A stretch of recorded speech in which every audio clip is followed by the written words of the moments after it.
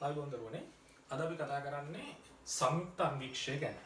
සංයුක්ත අන්වීක්ෂයක සාමාන්‍ය සීරුමාරු අවස්ථාවේ කෝණික විශාලන එසවීම, අසාමාන්‍ය සීරුමාරු අවස්ථාවේ කෝණික විශාලන එසවීම කියන කරුණු තමයි අද අපි කතා කරන්නේ. මොකද දරුවෝ මුලින්ම බලමු මොකද්ද සංයුක්ත අන්වීක්ෂය කියලා කියන්නේ. දරුවෝ සරල අන්වීක්ෂය ගැන අපි මේ ඉස්සෙල්ලා වීඩියෝ එකේ ඉගෙන ගත්තා. සරල අන්වීක්ෂයේ තිබ්බ දරුවෝ එක අභිසාරී කාචයක්.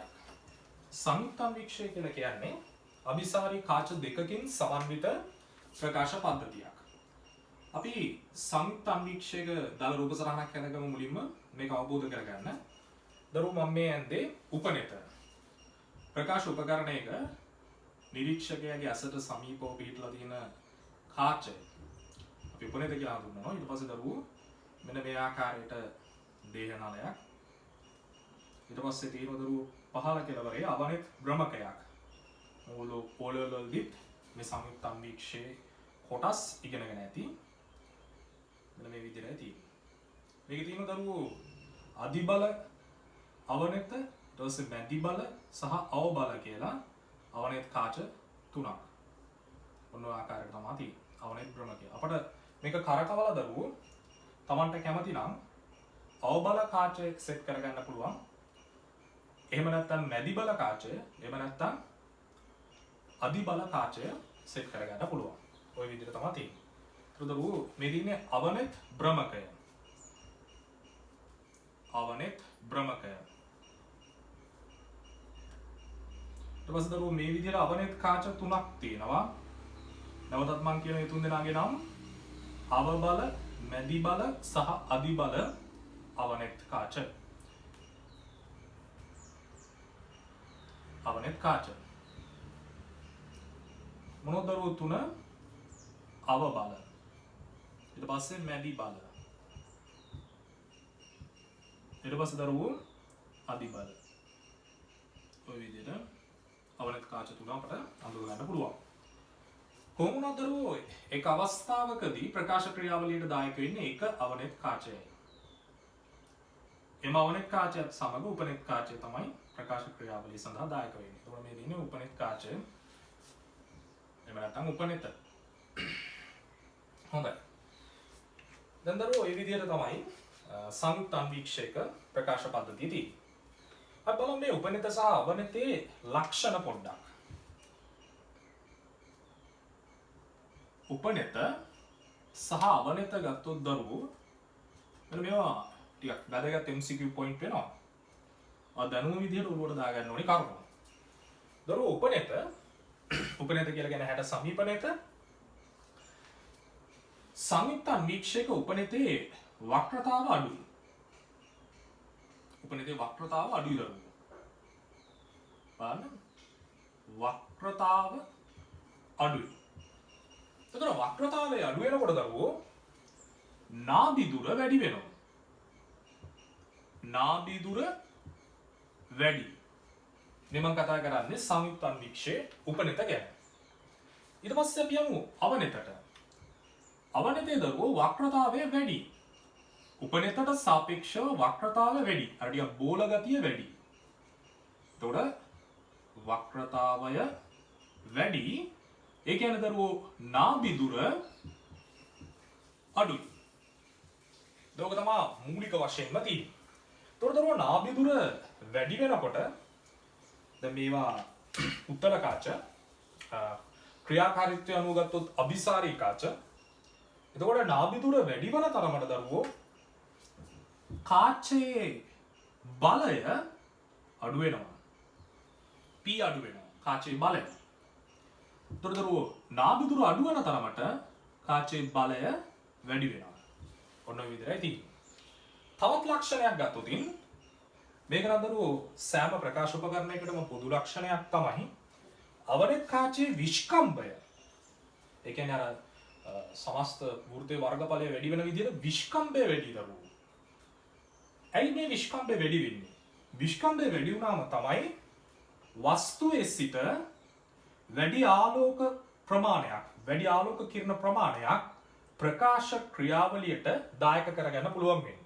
වස්තුවේ සිට පැමිණෙන වැඩි ආලෝක කිරණ ප්‍රමාණයක් ප්‍රකාශ ක්‍රියාවලියට දායක කරගන්න පුළුවන් වෙන්නේ. එතකොට මම මේ රූපේ සටහන අඳිද්දිත් උපනෙතර වඩා පොඩ්ඩක් අර විස්කම්බය වැඩි වන විදිහට තමයි අවනෙත ඇඳලා තියෙන්නේ. එතකොට උපනෙතේ විස්කම්බය අඩුයි, අවනෙතේ විස්කම්බය වැඩි. විස්කම්බය වැඩි. ඔන්න ඔය ලක්ෂණ ටික මූලිකව දරුවෝ මේ සංයුක්තන්වීක්ෂය උපනෙත සහ අවනෙත හා සම්බන්ධව දැනගන්න ඕනේ. ඒ වගේම මේ විස්කම්බය වැඩි විය යුත්තේ ඇයි කියන එක පැහැදිලි කරන්න මෙතනට තරලකුණක් දාලා ලියාගත්තත් කමක් නැහැ දරුවෝ. අවනෙතේ විස්කම්බය වැඩි වූ විට වස්තුවේ සිට පැමිණෙන වැඩි ආලෝක කිරණ ප්‍රමාණයක් ප්‍රකාශ ක්‍රියාවලියට භාජනය වන නිසා වැඩි තීව්‍රතාවයකින් යුතු ප්‍රතිබිම්බයක් නිරීක්ෂණය කළ හැකි වේ. වැඩි තීව්‍රතාවයකින් යුතු ප්‍රතිබිම්බයක් නිරීක්ෂණය කළ හැකි වේ. හොඳයි. දැන් එහෙමනම් අපි සංයුක්තන්වීක්ෂයේ උපනෙත සහ අවනෙතේ තොරතුරු ගැන කතා කරා. උපනෙතේ වක්‍රතාව අඩුයි, නාභිදුර වැඩි, කාචයේ බලය අඩුයි, විස්කම්බය අඩුයි. අවනෙතේ වක්‍රතාව වැඩි, නාභිදුර අඩුයි, කාචයේ බලය වැඩි, විස්කම්බය වැඩි. විස්කම්බය වැඩි වන්නේ ඇයි? මේ සංයුක්තන්වීක්ෂයෙන් අවසාන ප්‍රතිබිම්බයේ ඉහළ තීව්‍රතාවයකින් නිරීක්ෂණය කරන්න තමයි දරුවෝ අවනෙතේ විස්කම්බය වැඩි වෙන්නේ. හොඳයි. දැන් අපි ඊළඟට කතා කරමු සංයුක්තන්වීක්ෂයක සාමාන්‍ය සීරු මාරුව ගැන. දරුවෝ සංයුක්තන්වීක්ෂය පාවිච්චි කරන්නේ මොකටද? සංයුක්තන්වීක්ෂය පාවිච්චි කරන්නේ ඇසට නොපෙනෙන කුඩා වස්තුන් විශාල කර නිරීක්ෂණය කිරීම සඳහා. එතකොට ඇසට නොපෙනෙන කුඩා වස්තුන් විශාල කර නිරීක්ෂණය කිරීම සඳහා.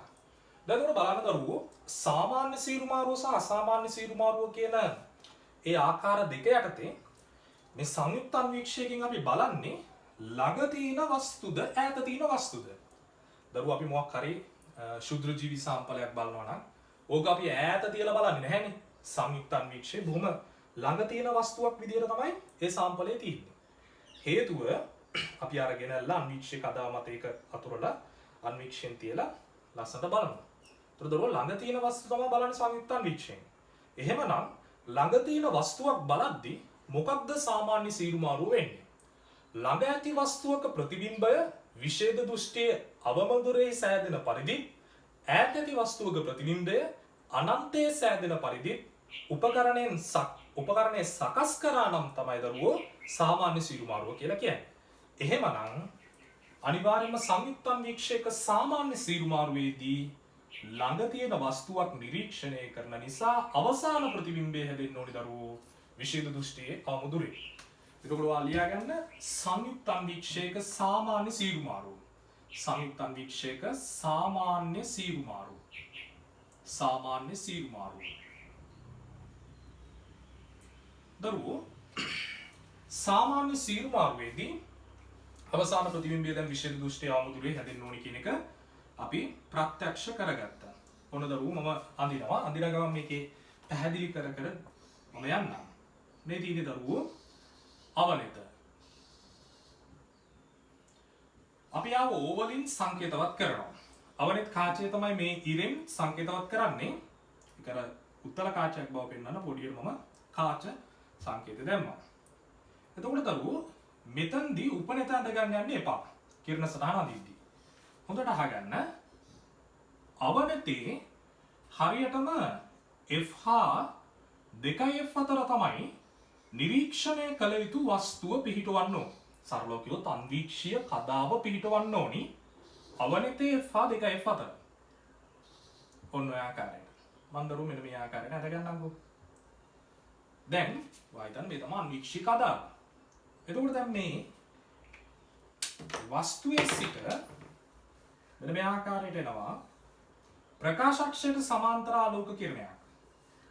ඒක දරුවෝ වර්තනයෙන් පසු මෙන්න මේ ආකාරයට නාභිය හරහා ගමන් කළ යුතුයි.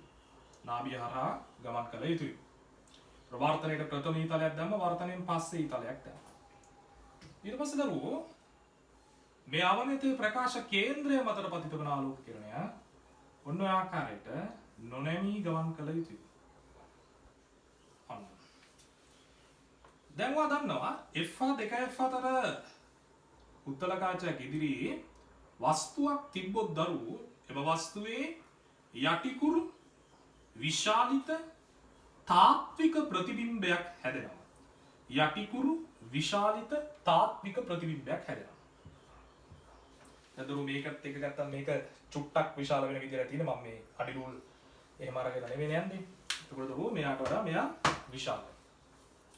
යටිකුරු විශාලිත තාත්වික ප්‍රතිබිම්බයක් මේ ආකාරයට නිර්මාණය වෙනවා. ඊට පස්සේ දරුවෝ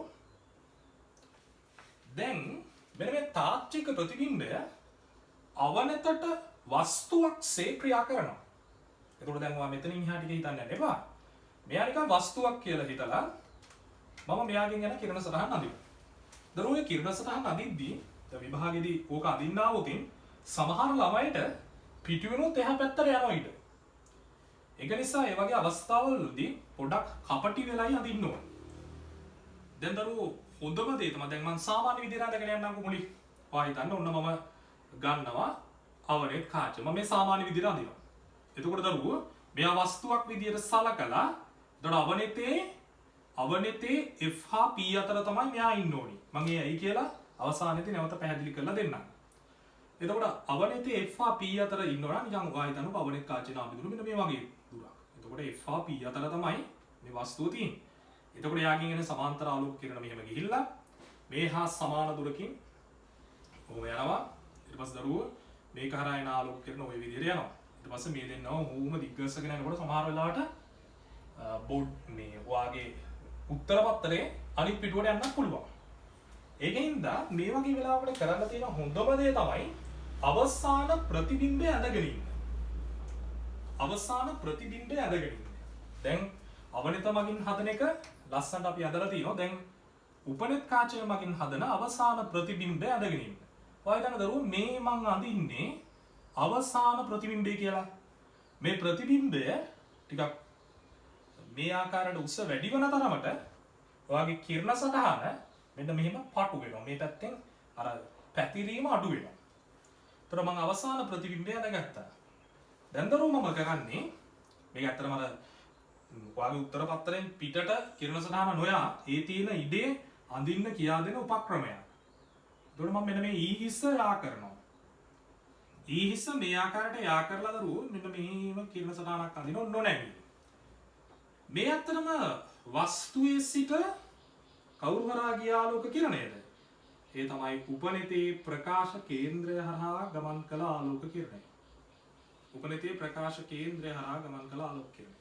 එතකොට ගාන්ටේ කිරණය ප්‍රකාශ අක්ෂය ඡේදනය වන තැනින් දරුවෝ උපනිත ඇඳ ගන්න. උපනිත ඇඳ ගන්න. උපනිත E වලින් සංකේතවත් කරනවා. දැන් දරුවෝ උපනිතේ නාභිදුර මාක් කරන විදිහ. ඒකෙදි මම කරන්නේ මෙන්න මේ වස්තුවේ ඉඳන් සමාන්තර ආලෝක කිරණයක් මෙහෙම යවනවා. වදන්න සමාන්තර ආලෝක කිරණය යන්න ඕනි නාභිය හරහානේ. එතකොට මේ සමාන්තර ආලෝක කිරණය ඇවිල්ලා උපනිත ඡේදනය කරන තැනට අපි මේ ඇඳගත්ත අවසාන ප්‍රතිබිම්බයේ සිට රේඛාවක් ඇඳ ගන්නවා අඩි රූල කියලා. ඊට පස්සේ දරුවෝ ඒ රේඛාව ඕම් ওই විදිහට අඛණ්ඩව දිග්ගස්සනවා. මෙන්න මෙතන තමයි උපනිතේ නාභිය මාක් කරන්නේ. තොරතුරු මේ හා සමාන දුරක් මෙහිනුත් මාක් කරගන්න පුළුවන් මට. ඔන්න උපනිතේ නාභිය. FE කියලා ගත්තා.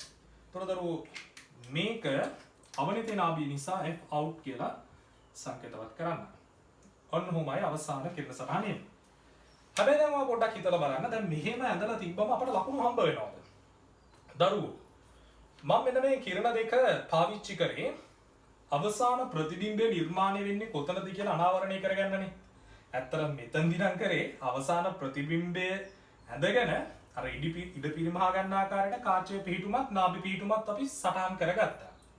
හැබැයි ඉතින් මේ කිරණ දෙක මේ වස්තුවේ ඉඳන්ම ආපු කිරණ දෙකක් නෙවෙයිනේ. අපි මේ මගින් ඇඳගත්තු උපකාරක කිරණ දෙකක් තමයි මේ තියෙන්නේ.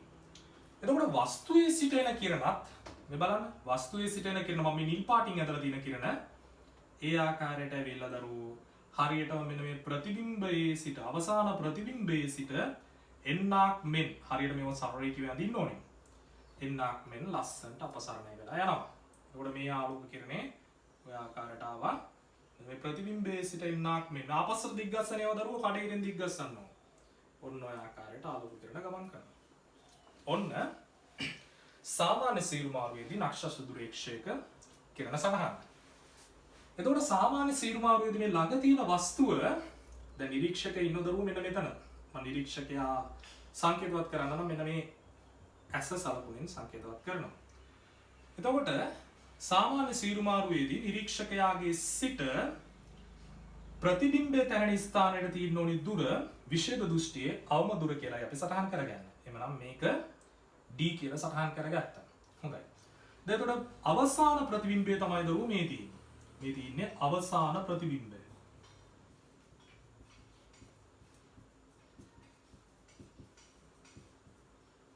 අවසාන ප්‍රතිබිම්බය. එතකොට මේ තියෙන දරුවෝ වස්තුව. එතකොට මේ තියෙන්නේ මොකක්ද? අවනතෙන් තනන. අවනත මගින් තනන පළමු ප්‍රතිබිම්බය.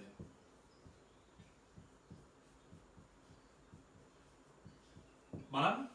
අවනත මගින් පළමු ප්‍රතිබිම්බයේ විදිහට තාත්වික විශාලිත යටිකුරු ප්‍රතිබිම්බයක් තැන්වුවා. එම ප්‍රතිබිම්බය උපනතට වස්තුවක්සේ ක්‍රියා කරලා උපනත මගින් එම ප්‍රතිබිම්බයේ අතාත්වික විශාලිත ප්‍රතිබිම්බයක් හදන දරුවෝ එම වස්තුවේ අතාත්වික විශාලිත ප්‍රතිබිම්බයක් හදනවා D දුරේ. හරිම සරලයි. හරිම සරලයි. දරුවෝ අවනෙත් කාචය මගිනුත් විශාලනය කරා. ඒ කොහොමද? ඇයි ඉතින් F2 F4 පිටුවම විශාල ප්‍රතිබිම්බයක් නේ ලැබෙන්නේ. උපනත මගිනුත් තවත් විශාල කරා. ඒ කොහොමද? ඇයි උපනතේ P හා F4 පිහිටන්නේ උත්තල කාචයක P හා F4 වස්තුවක් පිටුවම එම වස්තුව විශාල වෙනවා. අතාත්වික වෙලා ප්‍රතිබිම්බයක් නිර්මාණය වෙනවා. එම වස්තුවේ විශාලිත අතාත්වික ප්‍රතිබිම්බයක් නිර්මාණය වෙනවා. පුරු දැන් හිතන්න වස්තුවට සාපේක්ෂව පළමු ප්‍රතිබිම්බයේ ලක්ෂණ මොනවද? වස්තුවට සාපේක්ෂව අවනත මගින් සාදන පළමු ප්‍රතිබිම්බයේ ලක්ෂණ මොනවද? යටිකුරුයි විශාලිතයි තාත්විකයි. යටිකුරුයි විශාලිතයි තාත්විකයි. ඔන්න ඔය ආකාරයට තමයි ලැබෙන්නේ යටිකුරු විශාලිත තාත්වික ප්‍රතිබිම්බයක් හැදෙන දරුවෝ. ඒ වගේම තමයි යටිකුරු විශාලිත තාත්වික ප්‍රතිබිම්බයක් හැදෙනවා වගේම මේ පැත්තේ 2F ඈතින් නිර්මාණය වෙනවා. මෙයාගේ 2F නෝට් ඈතින් නිර්මාණය වෙනවා. ඊට පස්සේ ආරම්භක වස්තුවට සාපේක්ෂව සමස්ත ක්‍රියාවලියේදී හදන අවසාන ප්‍රතිබිම්බයේ ලක්ෂණ මොනවද? මේ වස්තුවට සාපේක්ෂව අවසාන ප්‍රතිබිම්බයේ ලක්ෂණ තමයි යටිකුරුයි අතාත්විකයි විශාලිතයි නිරීක්ෂකයාගේ සිට විෂේධ දෘෂ්ටිය අවම දුරකින් නිර්මාණය වෙනවා. ඔන්න කිරණ සටහන නේද? දැන් දරුවෝ අපි යමු මෙයාගේ කෝණික විශාලනය හොයන්න.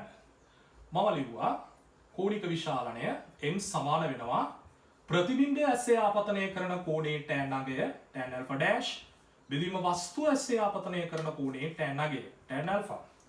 දැන් දරුවෝ ප්‍රතිබිම්බය මේ බලන්න ප්‍රතිබිම්බය ඇස්සේ ආපතනය කරන කෝණය ඔන්න මම සටහන් කරගත්තා alpha dash. ප්‍රතිබිම්බයේ සිට එන ආලෝක කිරණය ඇසේ ආපතනය කරන කෝණය ඇහැ තියනවා කියලා සලකන්නේ දරුවෝ මේ උපනිත ආසන්නයේ. එතකොට වස්තු ඇසේ ආපතනය කරන කෝණය හොයන්න නම් මේක ළඟ තියෙන වස්තුවක් නිසා වස්තුව නියත වශයෙන්ම විෂේධ දෘෂ්ටියේ අවම දුරෙහි ගිහිල්ලා පිහිටවන්න ඕනේ. ඔන්න ඔය ආකාරයට වස්තු විෂේධ දෘෂ්ටිය අවම දුරෙහි පිහිටන අවස්ථාව අරගෙන අපි දරුවෝ මෙන්න මේ ආකාරයට වස්තුව ඇසේ ආපතනය කරන කෝණය සටහන් කරලා තියන්න ඕනේ. දරුවෝ ඒකට රූප සටහනක් ඇඳලා තියෙන එක ටිකක් ශිෂ්ට සම්පන්න ක්‍රියාවක්. මේ වගේ දේවල් පේපර් එකේ වැදගත් වෙනවා. මෙන්න මේ ආකාරයට මම ඇඳලා තියෙනවා. මේක තිරස් රේඛාවක්. right. මම දරුවෝ වස්තුවේ උස capital H කියලා ගන්නම්. පළමු ප්‍රතිබිම්බය H dash කියලා ගන්නම්. ඊට පස්සේ අවසාන ප්‍රතිබිම්බයේ උස H double dash කියලා ගන්නම්. දැන් අපි ලියමු. capital M හෙවත් කෝණික විශාලනය tan alpha dash. tan alpha dash ලියා ගන්න පුළුවන් දරුවෝ. මේ බලන්න alpha dash ලියන විදිය සම්මුඛ පාදය H double dash බෙදීම බද්ධ පාදය D. බද්ධ පාදය D. එමනම් H double dash බෙදීම D. ඒ වගේම දරුවෝ tan alpha ලියා ගන්න පුළුවන් සම්මුඛ පාදයේ capital H බද්ධ පාදයේ D. දැන් දරුවෝ d ට d කැපිලා යනවා. ඊට අවසාන වශයෙන් අපර ලැබෙනවා h double dash බෙදීම capital H කියලා. දරුවෝ මම මෙතනදී අතින් දාගන්නවා මෙන්න මේව පද දෙකක්. හොඳට බලන්න. h dash වලින් වැඩි කරලා h dash වලින් බෙදනවා. වරදක් කරේ නැහැ. h dash කැපිලා ගිහිල්ලා පළමු ප්‍රකාශනෙම ලැබෙනවා. ඊට පස්සේ දරුවෝ මම මොන බලන්න මෙතනින් එහා කරන විදිහ මේක හදා ගන්නවා h double dash බෙදීම h dash වාරයක් h dash බෙදීම capital H. හොඳට බලන්න. දරුවෝ h double dash කියන්නේ උපනෙත මගින් සාදපු අවසාන ප්‍රතිබිම්බයේ උස. h dash කියන්නේ උපනෙතට අදාළව වස්තු උස. උපනෙතට අදාළව වස්තු උස. මොකද උපනෙතට වස්තුවක් උනේ මේකනේ. එහෙමනම් මේ තියෙන්නේ උපනෙතේ ප්‍රතිබිම්බ උස බෙදීම උපනෙතට අදාළ වස්තු උස. ඒ කියන්නේ දරුවෝ උපනෙතේ රේඛීය විශාලනය ME. එතකොට මේ තියෙන්නේ මොකක්ද? මේ තියෙන්නේ දරුවෝ අවනෙතට අදාළව වස්තු උස capital H. මේ තියෙන්නේ අවනෙතට අදාළව ප්‍රතිබිම්බ උස. එහෙමනම් අවනෙතේ ප්‍රතිබිම්බ උස බෙදීම අවනෙතේ වස්තු උස කියලා කියන්නේ අවනෙතේ රේඛීය විශාලනය. ඔන්න දරුවෝ සංයුක්ත අන්වීක්ෂක සාමාන්‍ය සිරු මාර්ගයේදී කෝණික විශාලනය හොයන සමීකරණය. දැන් දරුවෝ අපි උපනෙතටයි අවනෙතටයි වෙන වෙනම කාච සමීකරණ දාමු. මම දරුවෝ අවනෙතට සහ උපනෙතට මෙන්න මේ ආකාරයට දානවා. කොටස් දෙකකට බෙදා ගන්නම්. අවනෙතට දාමු බලන්න. දරුවෝ මේ තියෙන අවනෙත මම දානවා අවනෙතට කාච සමීකරණය 1 යට f සමාන 1 යට v ඍණ 1 යට u. අවනෙත 1 යට මොන වුණොත් දරුවෝ මේවා අභිසාරී කාච. එහෙමනම් නාභිදුර ඍණයි ඍණ f out 1 යට v. දරුවෝ ආලෝක කිරණ ගමන් ගන්නා දිශාවට තමයි අවනෙත මගින් පළමු ප්‍රතිබිම්බය තනන්නේ. එහෙමනම් p වල සිට පළමු ප්‍රතිබිම්බයට තියෙන දුර p වල සිට පළමු ප්‍රතිබිම්බයට තියෙන දුර දරුවෝ මම මෙන්න මේ ආකාරයට මාක් කරගන්නම්. එතකොට ආලෝක කිරණ ගමන් ගන්නා දිශාවටයි මනින්න වෙන්නේ. ඒක නිසා දරුවෝ v out. හැබැයි එයා ඍණයි. එහෙනම් ඍණ v out. ඍණ 1 යට මේ දින දරුවෝ අවනෙතට දාලා වස්තු දුර ඒක ධනයි කියලා වාට අවබෝධ වෙන්න ඕනි. u out. දැන් දරුවෝ මම හැම පදයක්ම v out වලින් වැඩි කරනවා. v out මෙතන එනවා දරුවෝ ඍණ ලකුණ මම මේ විදිහට දාගන්නම්. f out මේක v out වලින් වැඩි කරාම දරුවෝ කෙලිම මොකද වෙන්නේ? උඩයි යටයි කැපිලා ගිහිල්ලා ඍණ එකක් විතරක් ලැබෙනවා. ඊට පස්සේ දරුවෝ මෙතන v out වලින් වැඩි කරා. එතකොට මෙතන u out වෙනවා. එතකොට දරුවෝ මේ තියෙන්නේ ප්‍රතිබිම්බ දුර බෙදීම වස්තු දුර. අතරම ওই විශාලත්ව තියෙන්නේ මොකද අපි ලකුණු සමුතිය ආදේශ කරානේ. ඒ කියන්නේ දරුවෝ අවනෙතට අදාළව රේඛීය විශාලනය. අවනෙතට අදාළ රේඛීය විශාලනය. හොඳයි. දැන් මම එයා උක්ත කරනවා. එතකොට දරුවෝ m out සමාන වෙනවා. මෙයාව මෙහෙට ගෙනාවා. මෙයාව මෙහෙට පන්නන්න. v out යට f out ඍණ 1යි කියලා ලැබෙනවා. ඔන්න දරුවෝ අවනෙතට අදාළව රේඛීය විශාලනය හෙව්වා. දැන් අපි යමු උපනෙත් කාචය ළඟට. උපනෙත් කාචය ගත්තොත් මම මුලින්ම දානවා කාච සමීකරණය දරුවෝ 1 යට f සමාන 1 යට v ඍණ 1 යට u. 1 යට f 1 යට f වල බලන්න දරුවෝ මෙයා අභිසාරී කාචයක්. ඒක නිසා ඍණ 1 යට fe 1 යට දැන් ආලෝකයේ ගමන් කරන දිශාවට විරුද්ධවයි දරුවෝ උපනෙත මගින් සාධන ප්‍රතිබිම්බය නිර්මාණය වෙලා තියෙන්නේ. ඒක නිසා මේක තමයි උපනෙතේ ප්‍රතිබිම්බ දුර වෙන්නේ. ඒක ධනාංකයක්. මොකද ආලෝක කිරණ ගමන් ගන්නා දිශාවට විරුද්ධවයි තියෙන්නේ.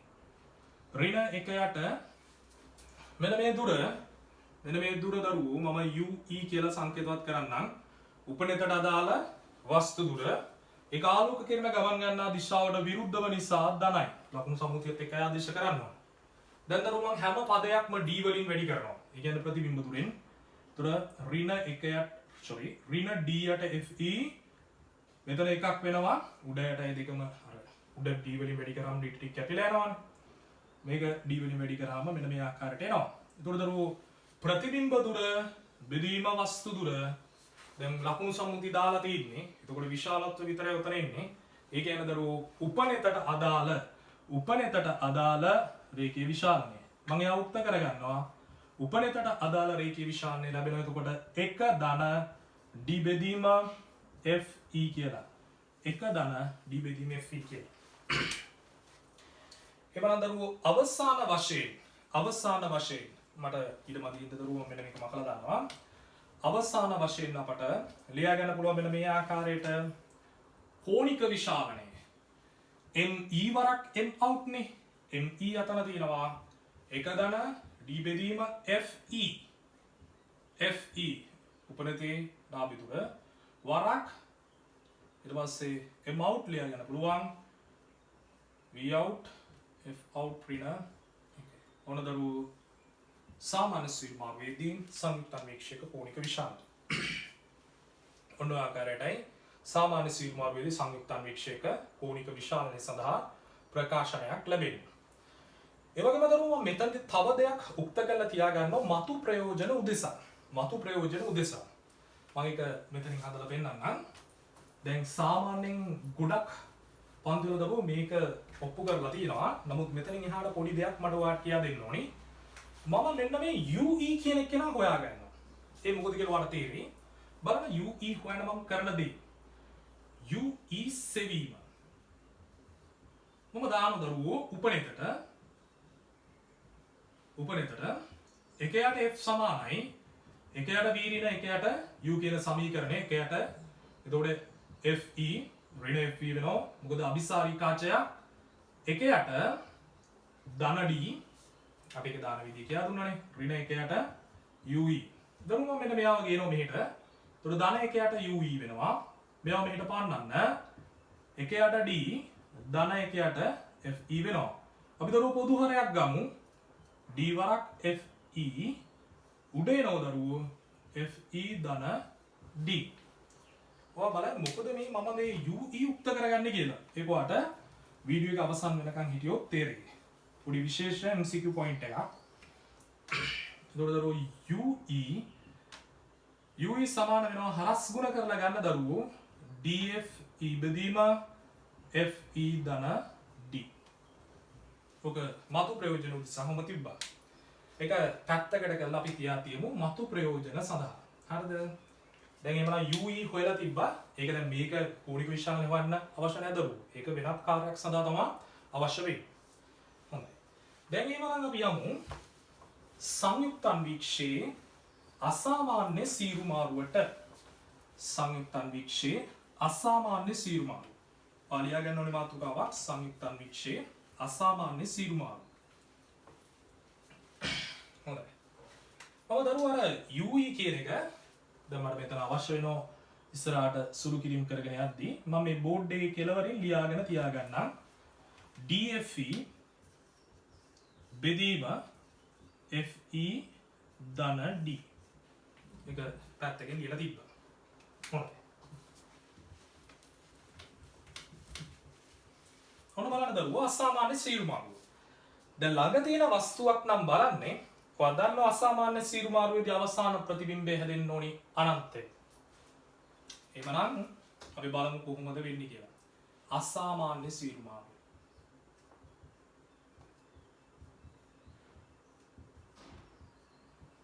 දරුවෝ අසාමාන්‍ය සීරු මාරුවේදී පළවෙනි ස්ටෙප් එකේදී සාමාන්‍ය සීරු මාරුවේදී වගේමයි. ඒ කිව්වේ දරුවෝ අවනතේ ක්‍රියාවලිය සාමාන්‍ය සීරු මාරුවේදී වගේමයි. මෙන්න අවනත. මම මෙතනින් එහාටදී සංකේතවත් කරන්නේ නැහැ. O කියලා දැම්මා. එතකොට මේ විදිහට F out මේ විදිහට තියෙන දරුවෝ දෙකක් F out. ඔන්න වස්තුවේ සිට පැමිණෙන ආලෝක කිරණ මේ ආකාරයට සමාන්තර වෙන ඒවා නාභිය හරහා ගමන් කරලා ඊට පස්සේ P හරහා එන ආලෝක කිරණ මේ ආකාරයට ගමන් කරලා දරුවෝ හදනවා තාත්වික විශාලිත යටිකුරු ප්‍රතිබිම්බයක් මෙන්න මේ ආකාරයට. ඔය කිරණ සටහන අදිද්දී හරියට අඩි රෝල් තියලා අදින්න. ඔන්න. ඊට පස්සේ දරුවෝ අවසාන ප්‍රතිබිම්බය අනන්තයේ සෑදෙන්න නම් ඔය පොඩ්ඩක් හිතලා බලන්න. උත්තල කාචයක් මගින් අනන්තයේ ප්‍රතිබිම්බයක් හැදෙන්නේ දරුවෝ එයාගේ නාභිය මත වස්තුව පිහිටියොත්. එසේ නම් අනිවාර්යෙන් මේ සෑදෙන පළමු ප්‍රතිබිම්බය හැදෙන්න ඕනි දරුවෝ උපනෙතේ නාභිය මත. උපනෙතේ නාභිය මත. ඕන දරුවෝ උපනෙත. දැන් ඉස්සෙල්ලා ප්‍රතිබිම්බය හැදුනේ දරුවෝ පොඩ්ඩක් මෙහෙට වෙන්න ඕනේ. නාභියයි පී අතර. දැන් හරියටම නාභිය මත හැදෙන්න ඕනේ. ඒ කියන්නේ ඉස්සෙල්ලා මට්ටමට වඩා කාචය පොඩ්ඩක් මෙහෙට අවිලා තියෙනවා. දැන් මේ විදිහට පළවෙනි ප්‍රතිබිම්බය හැදෙන දරුවෝ දැන් පළවෙනි ප්‍රතිබිම්බයේ වස්තුවක් සලකලා උපනෙතට වස්තුවක් සලකලා අපි කිරණ සටහන අදිමු. මේ උපකාරක කිරණ දෙකක්. ඒතර මේ නාභි දුර මෙන් සෙට් කරගත්තා. ඔන්න ආකාරයට ඔන්න දරුවෝ උපකාරක කිරණ දෙක යන්න. දැන් ඒතර අවසාන ප්‍රතිබිම්බය අනන්තේ නිර්මාණය වෙනවා. මෙන්න මේ ආකාරයට.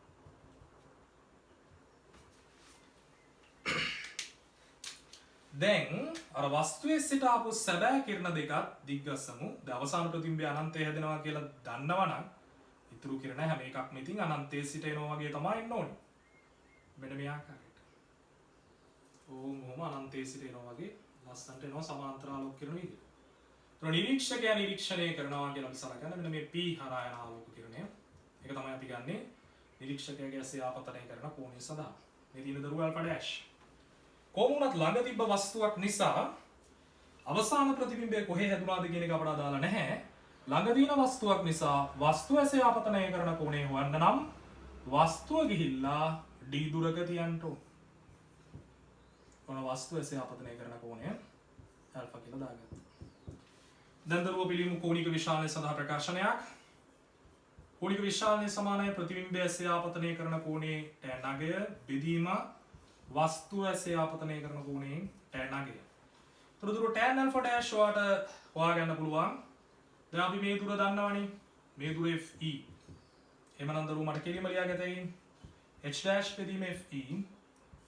ඒ වගේම tan alpha ලියා ගන්න පුළුවන් capital H බෙදීම d. දැන් දරුවෝ h dash බෙදීම capital H වරක් d බෙදීම fe කියලා ලියා ගන්න පුළුවන්. දැන් දරුවෝ මට මේක ලියා ගන්න පුළුවන් d බෙදීම fe වරක් මේ තියෙන්නේ මොකක්ද? මේ තියෙන දරුවෝ මෙන්න මෙයාගේ ඒ කියන්නේ අවනතේ රේඛී විශාලනය. කොහොමද මම එහෙම කියන්නේ? අවනතට අදාළව ප්‍රතිබිම්බ උස බෙදීම අවනතට අදාළව වස්තු උස. එහෙමනම් මේ තියෙන්නේ අවනතේ රේඛී විශාලනය. ඔන්න ඔය ආකාරයට මට ලියා ගන්න පුළුවන්. එහෙමනම් දරුවෝ කෝණික විශාලනය සඳහා දැන් ප්‍රකාශනයක් ගත්තා. ඒ මොකද්ද? මම අවසාන වශයෙන් එක ලියලා තියන්නම්. කෝණික විශාලනය සමානයි d බෙදීම උපනතේ නාභි දුර වරක් අවනතේ රේඛීය විශාලනය. දැන් දරුවෝ අපි අවනතේ රේඛීය විශාලනයේ සෙවීමේ ආරමුණින් අවනතට දාන්න යන කාච සමීකරණය. එකයට f සමානයි එකයට v ඍණ එකයට u. තොර අවනතේ නාභි දුර f out. නමුත් අபிසාරී කාචයක් නිසා ඍණ ඉතින් අවනත දරුවෝ එතකොට ප්‍රතිබිම්බ දුර v out කියලා ගන්නම්.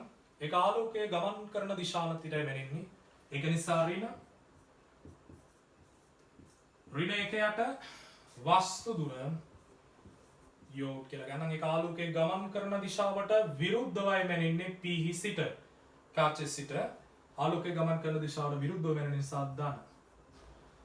දැන් දරුවෝ හැම පදයක්ම v out වලින් වැඩි කරා v out වලින් මොකද ඍණ v out වලින් නෙමෙයි v out වලින් වැඩි කරාම මෙතන ඍණ එකයි මෙතන v out යට u out තියෙනවා. මේ තියෙන දරුවෝ අවනතට අදාළ රේඛී විශාලනය. එයා උක්ත කරමු.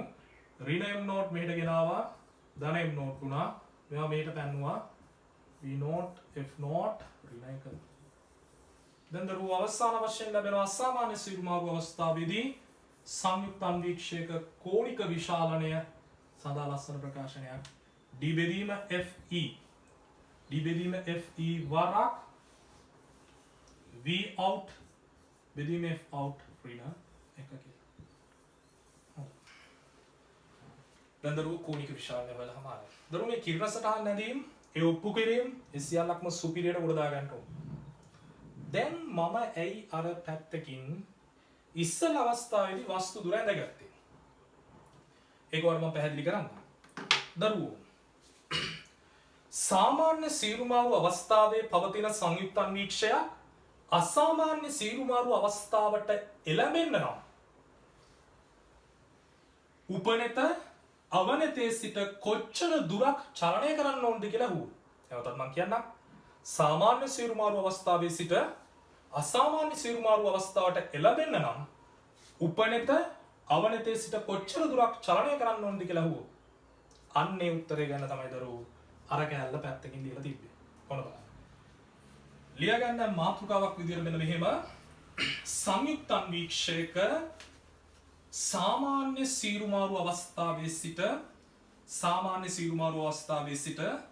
අසාමාන්‍ය සීරුමාරු අවස්ථාව දක්වා පත් කර ගැනීමට සාමාන්‍ය සීරුමාරු අවස්ථාවේ සිට අසාමාන්‍ය සීරුමාරු අවස්ථාව දක්වා පත් කර ගැනීමට උපනෙත චලනය කළ යුතු දුර සෙවීම. උපනෙත චලනය කළ යුතු දුර සෙවීම. හොඳයි. හොඳට බලාගෙන දරුවෝ මම මේ කටුවට නැවතත් රූප සටහන අඳිනවා. ඒතකොට වස්තු දුර වෙනස් කරන්නේ නැහැ හොඳේ. මොන ආකාරයට ආවා? ඊට පස්සේ දරුවෝ මේ ආකාරයට ආලෝකයෙන් ගිහිල්ලා ඔන්නම ප්‍රතිබිම්බය හැදෙනවා. ඒ තමයි දරුවෝ පළවෙනි ප්‍රතිබිම්බය. එතකොට සාමාන්‍ය සීරුමාරු අවස්ථාවේදී දරුවෝ මේ දෙන්න අතර තිබ්බේ කොච්චර දුරක්ද? අන්න අච්චර දුරක්. DFE බෙදීම D ධන FE දුරක්. ඔන්න ඔච්චර දුරක් නේ තිබ්බේ. එතකොට දරුවෝ මෙයාගේ නාභි දුර තව ටිකක් එහා එන්නේ තිබ්බේ. මේ දින උපනෙත. එතන තියෙන නාභි දුර තිබ්බේ දරුවෝ මෙන්න මේ වගේ තැනක. ඒ මොකද? එයි සාමාන්‍ය සීරුමාරුදී FA P නෝට් අතරනේ පළවෙනි ප්‍රතිබිම්බය FA P අතරනේ පළවෙනි ප්‍රතිබිම්බය සකස් වුනේ. එතකොට දරුවෝ දැන් හරියටම මේ ප්‍රතිබිම්බය මෙතනට ගන්න නම් කාචය ගෙනියන්න ඕනේ මෙන්න මේ දුරවල් දෙක අතර පරතරයට සමාන දුරක්. කාචය හිතන්න මෙන්න මේ වගේ පිටුමකට ආවයි කියලා. මම ඒක පල්ලෙහෙන් ඇදලා පෙන්නන්න.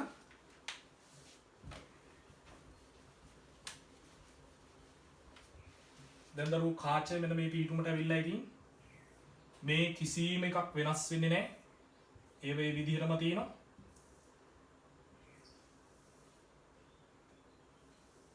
ඔන්න දරුවෝ පළවෙනි ප්‍රතිබිම්බයේ විදිහටම තිබ්බා.